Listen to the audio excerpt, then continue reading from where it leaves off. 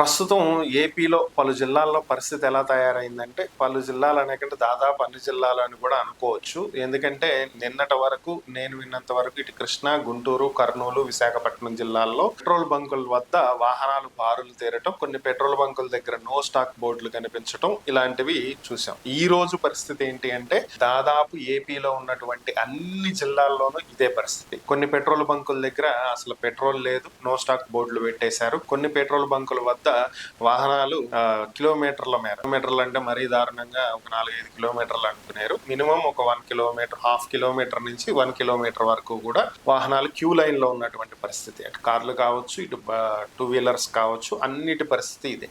కొన్ని బంకుల్లో వచ్చేటప్పటికి 2 వీలర్స్ కి 100 ఎబో పెట్రోల్ పోయట్లేదంట. కొన్ని పెట్రోల్ బంకుల్లో 500కి మించిపోయట్లేదు. సో అలా అదే విధంగా 4 వీలర్స్ వెహికల్స్ కి వచ్చేటప్పటికి కొన్ని పెట్రోల్ బంకుల్లో 1000, కొన్ని పెట్రోల్ బంకుల్లో 2000, 2500 వరకు కూడా డీజిల్ పెట్రోల్ ఇస్తున్నారు. అంతకు మించి ఫుల్ ట్యాంక్ మాత్రం ఏ వెహికల్స్ కి చెయ్యట్లేదు అనేటువంటిది ఈ రోజు వింటున్నటువంటి వార్తలు. అసలు దీనికి గల కారణాలు, ఎందుకు ఈ పరిస్థితి వచ్చింది? సాధారణంగా మనం ఇజ్రాయెల్, యుఎస్, ఇరాన్ యుద్ధం వచ్చిన దగ్గర నుంచి కూడా రకరకాలైనటువంటి వార్తలు వింటూ వచ్చాం. ఇంకేముంది, దేశవ్యాప్తంగా గ్యాస్ అందదు, ఇక పరిస్థితి దారుణము, ఇంకా రాను రాను పెట్రోల్ డీజిల్ రేట్లు ఆకాశాన్ని అంటుతాయి అని చెప్పి వార్తలు విని, ఆ తర్వాత పరిస్థితి ఏంటి అంటే మళ్ళా లేదు అంత సర్దుబాటు ఉంది, మన ఇండియాకి ఏ ప్రాబ్లం లేదు. సో ఇలాంటివన్నీ అసలు ఎందుకు వస్తున్నాయి, అసలు రియాలిటీ ఏంటి, జరుగుతుంది ఏంటి, ఏపీలో ఈ సిచ్యువేషన్ గల కారణాలు ఏంటి, ఇవన్నీ కూడా మనం ఒకసారి విశ్లేషిద్దాం. ప్రభుత్వం చర్యలు తీసుకుంటున్నామని చెబుతుంది, కాకపోతే ఆ చర్యలు ఎక్కడ జరుగుతున్నాయి అనేది కనిపించట్లా. నేను ముఖ్యమంత్రి చంద్రబాబు నాయుడు గారు అధికారులందరి మీద సీరియస్ అవటం, కలెక్టర్లందరికీ ఆదేశాలు ఇవ్వటం, మీరు పర్యవేక్షించాలి అని చెప్పటం, రెవెన్యూ సిబ్బందిని, పోలీస్ సిబ్బందిని పెట్రోల్ బంకుల దగ్గర పెట్టండి అని కూడా ఆదేశాలు జారీ చేయటం, ఇవన్నీ కూడా నేను చూసాం. ఎక్కడ ఎటువంటి కొరత లేదు, దీనికి సంబంధించి ప్రభుత్వం అన్ని చర్యలు తీసుకుంటుంది అని చెప్పి ప్రభుత్వం చెప్తూనే ఉంది. కానీ ప్రజల ఇక్కట్లు మాత్రం తప్పట్లా. గతంలో కూడా ఇదే పరిస్థితి. మామిడి రైతులకు సంబంధించి మేము అన్ని చర్యలు తీసుకుంటున్నాం అని చెప్పారు, ఏం చర్యలు తీసుకున్నారో ఎక్కడ కనిపించలా. యూరియా అందట్లేదు, ఎరువులు అందట్లేదు అని చెప్పి రైతులు ఇబ్బందులు పడుతున్నారు అన్న టైంలో మేము అన్ని చర్యలు తీసుకున్నాం అని చెప్పి ప్రభుత్వం చెప్పింది. కానీ రైతులు క్యూ లైన్ లో నుంచునే పరిస్థితి అయితే తప్పలా. తర్వాత విత్తనాలకు సంబంధించి same as the situation, gas కి సంబంధించి, ఇప్పుడు డీజిల్ పెట్రోల్ కి సంబంధించి అసలు వాస్తవంగా జరుగుతుంది ఏంటి అంటే, దీనంతటికి ప్రధానమైనటువంటి కారణం మీడియా. అది మెయిన్ స్ట్రీమ్ మీడియా కావచ్చు, సోషల్ మీడియా కావచ్చు. వీళ్ళు టీఆర్పీ రేటింగ్ల కోసం, వీళ్ళకి వచ్చేటువంటి వ్యూస్ కోసం, వీడియోలు ట్రెండింగ్ లోకి వెళ్ళటం కోసం చేసేటువంటి ప్రచారాలు ఏవైతే ఉన్నాయో, టెలికాస్ట్ చేసేటువంటి వార్తలు ఏవైతే ఉన్నాయో, ఇవే ప్రజల్లో లేనిపోయినటువంటి భయాలను, భయాందోళనలను కలిగించి ఒక పానిక్ సిచ్యువేషన్ అనేది క్రియేట్ చేస్తాం. సింపుల్ గా అర్థమయ్యే విధంగా చెప్తా. ప్రభుత్వం చేసిన తప్పులు కూడా దీంట్లో కొన్ని. సో ఫస్ట్ మనం గ్యాస్ విషయం కనుక తీసుకున్నట్లయితే, గ్యాస్ ఎప్పుడైతే మనకి తీసుకురావాల్సినటువంటి కార్గో ఇరాన్ దగ్గర హర్మూజ్ స్ట్రైట్ దగ్గర ఎప్పుడైతే ఆగిపోయినాయో షిప్స్, ఆ టైంలో సెంట్రల్ గవర్నమెంట్ ఏం చేసింది, హాస్టల్స్ కి, రెస్టారెంట్స్ కి, హోటల్స్ కి gas cylinders, commercial gas cylinders ని ఆపింది. సో దీనివల్ల ఒక పానిక్ సిచ్యువేషన్ క్రియేట్ అయింది. ఇదిగో ఈ టెలికాస్ట్ చేసినటువంటి మీడియా సంస్థలన్నీ ఏం చేసినాయి, హోటల్స్ కి, హాస్టల్స్ కి, రెస్టారెంట్స్ కి అన్నిటికీ కూడా గ్యాస్ సిలిండర్స్ ఆపేసింది సెంట్రల్ గవర్నమెంట్. నెక్స్ట్ ఇక డొమెస్టిక్ వాటి మీదకి వస్తుంది అని. సో ఎప్పుడైతే ఈ వార్త వచ్చిందో వెంటనే పరిస్థితులు ఎలా తయారైనాయి అంటే, అదిగో గ్యాస్ అందదంట, రేపు నుంచి మన పరిస్థితి ఏంటి అని చెప్పి ఇంకొక నెల రోజుల వరకు మీకు ఇంటి దగ్గర సిలిండర్ ఉన్నా కూడా, వచ్చిద్ది అని తెలిసినా కూడా ఇమీడియట్ గా అందరూ గ్యాస్ బుకింగ్ చేయటం స్టార్ట్ చేశారు. ఎందుకంటే ఇది 1 month లో ఈ సిచ్యువేషన్ సర్దుమణకపోతే, 1 month లో ఇది గనక సెట్ అవ్వకపోతే మన పరిస్థితి ఏంటి, ఈ గ్యాస్ అయిపోతే రేపు మరి ఏం చెయ్యాలి అనేటువంటి భయంతో అందరూ బుక్ చేయటం మొదలు పెట్టారు. సో దీనివల్ల ఏమవుతుంది, ఆన్ యావరేజ్ ఒక రోజుకి 20 నుంచి 30 సిలిండర్లు ఒక డీలర్ దగ్గర బుక్ అయ్యేవి, ఎట్ ఏ టైం ఒక రోజుకి 100 నుంచి 150 సిలిండర్లు బుక్ అయ్యాయి. సో ఇంత లార్జ్ స్కేల్ ఆఫ్ సప్లైని డీలర్స్ ఇవ్వగలిగేటువంటి పరిస్థితిలో ఉన్నారా అంటే లేదు. ఎందుకంటే వాళ్ళకు వస్తున్నటువంటి ఇన్పుట్, డిస్ట్రిబ్యూటర్స్ దగ్గర, కంపెనీస్ నుంచి వస్తున్నటువంటి ఇన్పుట్ యాజ్ ఇట్ ఈజ్ ఉంది.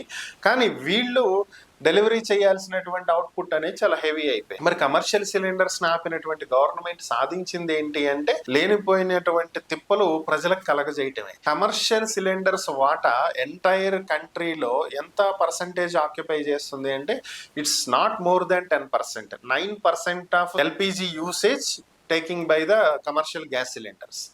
కమర్షియల్ గ్యాస్ సిలిండర్స్ యూజ్ చేసేది కేవలం 9% దేశంలో.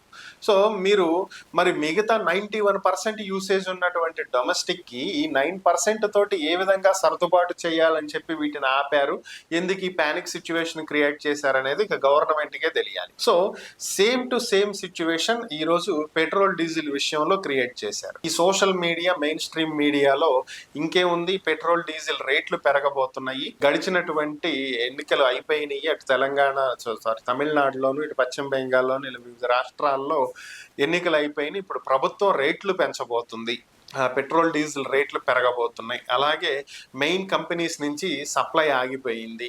సో ఈ కారణం చేత పెట్రోల్ డీజిల్ త్వరలో అయిపోబోతుంది, ఇక బంకులు నో స్టాక్ బోర్డులు పెడతాయి అని చెప్పి చెప్పడంతో ఒక్కసారిగా జనం ఎగబడ్డారు. సాధారణంగా 100 రూపాయలు పెట్రోల్ కొట్టించేటువంటి వ్యక్తి ఒకేసారి ఇప్పుడు 1200కి పెట్రోల్ కొట్టిస్తున్నాడు. ఎందుకు? ఫుల్ ట్యాంక్ చేపిస్తే ఇప్పట్లో అయిపోదు, మనం ఇంకో 4 రోజులు ఎక్స్ట్రా తిరగలుగుతాము, బంకు దగ్గర ఉండిద్దో ఉండదో పెట్రోల్ అనేటువంటి భయం. సో ఈ ప్యానిక్ సిచ్యువేషన్ 10 మందికి పంచాల్సినటువంటి పెట్రోల్ ని 2 వ్యక్తులకి పంచేటువంటి పరిస్థితుల్లో మిగిలినటువంటి 8 మందికి పెట్రోల్ అందనటువంటి పరిస్థితి. ఈ కారణం చేతే పెట్రోల్ బంకుల ముందు క్యూ లైన్లు కనిపిస్తున్నటువంటి పరిస్థితి. దీనికి మరొక కారణం ఏంటి అంటే ఇది ఆర్టిఫిషియల్ స్కేర్సిటీనే ఒక రకంగా చెప్పాలంటే. ఎప్పుడైతే ఈ యుద్ధం మొదలైందో అప్పటి నుంచి ఈ ఆయిల్ కంపెనీలన్నీ కూడా రెగ్యులర్గా డీజిల్, పెట్రోల్ అనేది సప్లై చెయ్యట్లా. అంతకుముందు ప్రతిరోజు సప్లై ట్యాంకర్స్ వచ్చేవి, కానీ ఎప్పుడైతే యుద్ధం స్టార్ట్ అయిందో అప్పటి నుంచి కంపెనీస్ ఏం చేసినాయి, డే బై డే పంపించడం స్టార్ట్ చేసినాయి, లేదా 2 డేస్కి ఒకసారి స్టాక్ పంపించడం స్టార్ట్ చేసినాయి. దట్టు అది కాకుండా డీలర్స్ దగ్గర నుంచి క్రెడిట్ కాకుండా అడ్వాన్స్ పే చేయమని చెప్తున్నారు. ఇంతకుముందు ఎలా ఉండేదంటే ముందు సప్లై వచ్చేసేది, సో వీళ్ళు సేల్ చేసిన తర్వాత దాన్ని డిపాజిట్ చేసేవాళ్ళు, ఇది క్రెడిట్ బేస్డ్ అనమాట. కానీ ఇప్పుడు ఏం చేస్తున్నారు, మీకు ఎంత కావాలనేది ముందే డబ్బులు డిపాజిట్ చేయండి, దానికి సంబంధించి మేము స్టాక్ పంపిస్తామని చెప్తున్నారు. దీనికి పెట్రోల్ బంకుల డీలర్లు సిద్ధంగా లేరు, ముందుగానే వీళ్ళు అడ్వాన్స్ పే చేయడానికి సిద్ధంగా లేరు, మా క్రెడిట్ ఇవ్వండి అంటున్నారు. ఈ కారణం చేత కొంతమంది క్రెడిట్ కావాలని కూర్చుంటాం, అమౌంట్ పే చెయ్యకపోవటం వల్ల వాళ్ళకి స్టాక్ రాలేదు. స్టాక్ రానటువంటి కారణంగా ఉన్న స్టాక్ అమ్మేసి నో స్టాక్ బోర్డులు పెట్టారు.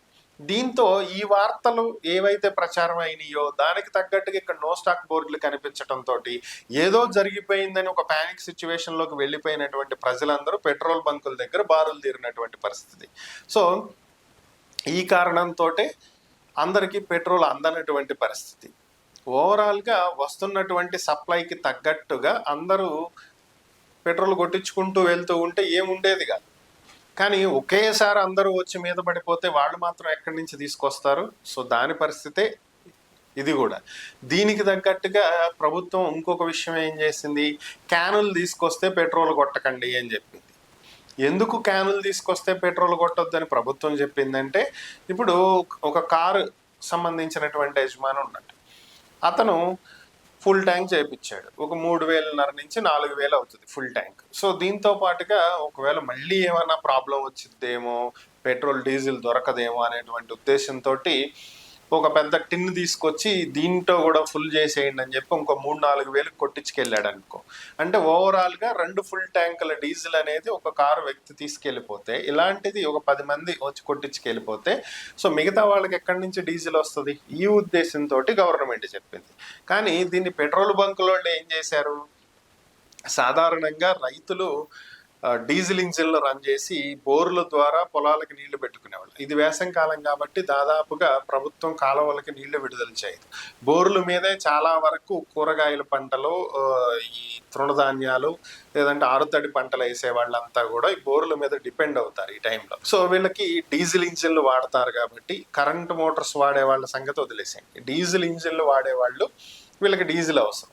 వీళ్ళు ఇంజిన్ని పెట్రోల్ బంక్ తీసుకొచ్చి కొట్టించుకెళ్ళలేరు కదా, వీళ్ళు పెద్ద క్యాన్లు తీసుకొచ్చుకుంటారు ట్రాక్టర్ల మీద, టూ వీలర్ల మీద తీసుకొచ్చుకుని. సో అవి తీసుకెళ్లి అక్కడ ఇంజిన్లో పోసుకుని నడిపించుకుంటారు. ఎప్పుడైతే ప్రభుత్వం టిన్నుల్లో కొట్టొద్దని చెప్పిందో పెట్రోల్ బంకులలో కూడా మినిమం కామన్ సెన్స్ ఆలోచన లేకుండా ఈ రైతులకు కూడా టిన్నుల్లో కొట్టడం మానేశారు. సో దీంతో ఇంకా ప్యానిక్ సిచ్యువేషన్ తయారైంది. అదుగు నిజంగానే స్కేర్ సిటీ ఉంది, అందుకే కొట్టట్లేదు, ఒక పక్క పంటలు ఎండిపోతున్నటువంటి పరిస్థితి. ఈ కామన్ సెన్స్ లేకుండా బిహేవ్ చేసినటువంటి కారణం చేతే అటు ప్రజల్లోనూ కామన్ సెన్స్ లేదు, పేషెన్స్ లేదు, ఇటు పెట్రోల్ బంకుల యాజమాన్యాల పరిస్థితి అట్లాగే తయారైంది, పెట్రోల్ డీజిల్ సప్లై చేసే కంపెనీస్ పరిస్థితి అట్లాగే తయారైంది. మనం ఏం మార్గదర్శకాలు ఇస్తున్నాము, ఇవి నెక్స్ట్ ఎటువంటి స్థితికి దారి తీయబోతున్నాయి అనేటువంటి ఆలోచన లేకుండా క్లియర్ కట్ ఇన్స్ట్రక్షన్స్ ఇచ్చేటువంటి పరిస్థితుల్లో ప్రభుత్వ ఆలోచనలు లేకపోవటం, ప్రభుత్వం ఇచ్చినటువంటి ఆదేశాలు, సో ఇవి మరొక ప్యానిక్ సిచ్యువేషన్ని క్రియేట్ చేయటం. ఈరోజు హడావిడిగా అధికారుల్ని ముందుకు పంపించి మీరు అది చెయ్యండి ఇది చెయ్యండి అంటే ఏమి చెయ్యకపోయినా కూడా పరిస్థితులు సద్దుమణుగుతాయి. ఎలా అంటే ఈరోజు ఫుల్ ట్యాంక్ చేయించినోడు హడావిడిగా ఇవాళ రేపు తిరిగేసేసి ట్యాంక్ ఖాళీ చేసి మళ్ళీ రాడు కదా. వాడు ఈరోజు ఫుల్ ట్యాంక్ ఎందుకు చేపిస్తున్నాడంటే ఇంకో 10 రోజుల తర్వాత కూడా పెట్రోల్ డీజిల్ దొరక్కపోయినా నేను సేఫ్ సైడ్లో ఉండాలనేటువంటి ఉద్దేశంతో. సో వాడు కారు ఫుల్ ట్యాంక్ చేయించుకున్న తీసుకెళ్లి ఇంట్లో గ్యారేజ్లో పెట్టుకుంటామో, పార్కింగ్లో పెట్టుకుంటామో, లేకపోతే అవసరమైన వరకు తిరిగి వచ్చి ఆడ కూర్చుంటాం అవుతుంది. టూ వీలర్ల పరిస్థితి అయినా ఇదే. సో కాబట్టి ఆటోమేటిక్గా వీళ్ళందరూ ఫుల్ ట్యాంక్స్ చేపించేసి ఇంట్లో పెట్టిన తర్వాత కావలసినంత డీజిల్ పెట్రోల్ బంకుల్లో అవైలబుల్ ఉంటుంది. ఆ తర్వాత అటు మొహం చూసేవాడు ఎవడు ఉండడు. ఇది ఆర్టిఫిషియల్ స్కేర్ సిటీ మాత్రమే. దీనివల్ల దాదాపుగా ఎక్కువగా ఇబ్బందులు పడుతున్న వాళ్ళు ఎవరు అంటే ముఖ్యంగా రైతులు, next gig workers, delivery boys. So వీళ్ళు చాలా ఇబ్బందులు పడుతున్నారు. ఎందుకని అంటే అటు రైతులకు పంటలు ఎండిపోతున్నాయి.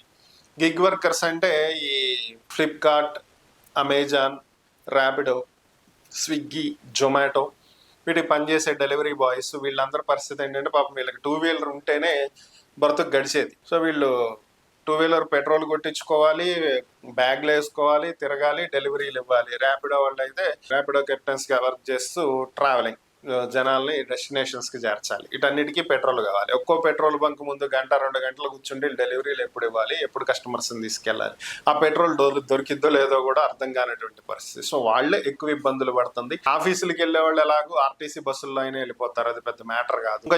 ఇంకా కొంచెం ఫెసిలిటీ ఉన్న వాళ్ళు ఇద్దరు ఫ్రెండ్స్ కలిసి ఒక బైక్ మీద వెళ్ళిపోయినా కూడా కొంతవరకు పెట్రోల్ సేవ్ చేయగలుగుతారు. సో ఓవరాల్ గా ఎక్కువ నష్టపోతుంది అయితే వీళ్ళే. సో దీని గురించి ప్రభుత్వం కాస్త ముందుగానే మేల్కొని ఉంటే బాగుండేది.